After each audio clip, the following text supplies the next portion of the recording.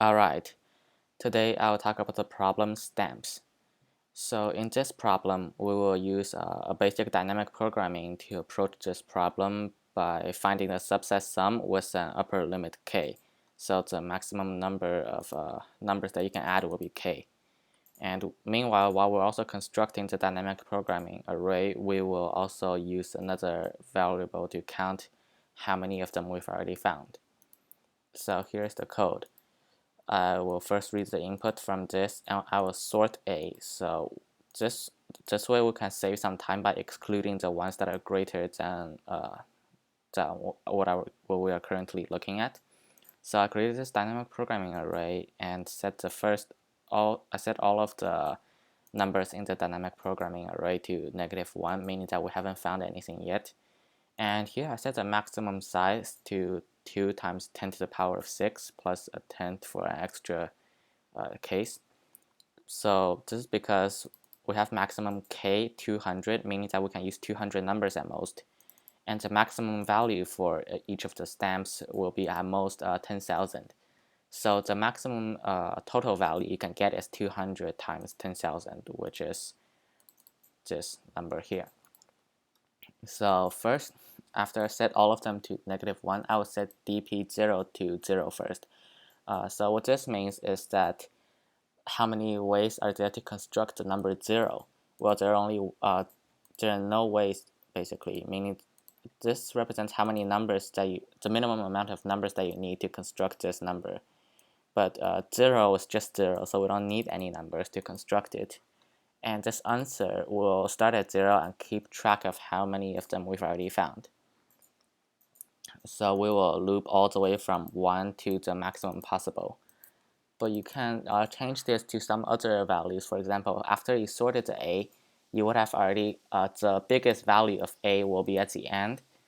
And you also have the number k. So you can just loop all the way to the biggest value of A times k. But here we have enough time, so I will just loop all the way to the maximum number. And here this lowercase m will keep track of our minimum amount of numbers needed to create this number I. So here we will loop through each of the numbers, through each of the stamp values through our array A. And first we need to compare if this value is already greater than I. If it's greater than I, then we know there's no way we can add this into the current number and create a value that is equal to I. If it's already greater than I, no matter what you do, it will always be greater than I. So you can stop this loop, and this is why I sorted it first. So the ones afterwards will also be greater than I, so you can stop this loop right away.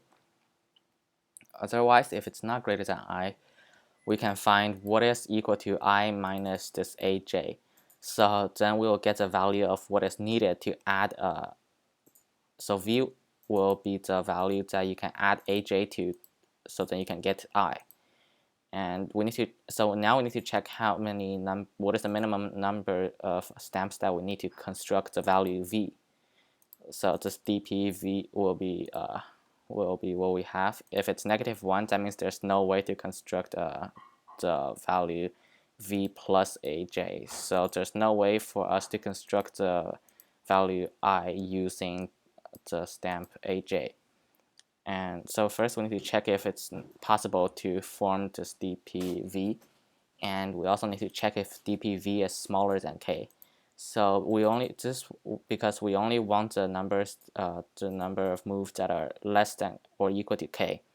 So if we add another number to this current v, and we already have an amount of stamps used, then we will add 1 by this. So we want to assure that it will be at most k if we add 1 by dpv.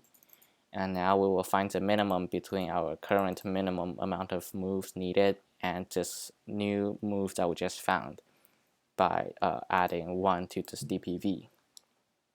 And then this is the part where we make sure that we are all at continuous stamp values. If this is equal to int max, which I first set here, then we know that we haven't found a single value from this loop, and we know that there's no way for us to construct the value I, so we will stop this loop. And otherwise, we can set the amount of stamps required to form value I. We can set it equal to m, and we also increase answer by 1, meaning that there's at least just one more number that you can form that is continuous through the stamps values. And so this will keep on going until we found all the numbers, and then this maximum will return and stop our function. Then at the end we'll print out the amount of that we can get that are continuous. So also there might be other possible moves that you can get, like other ones, but they will not be continuous, so we will only count the ones that are continuous and print that out.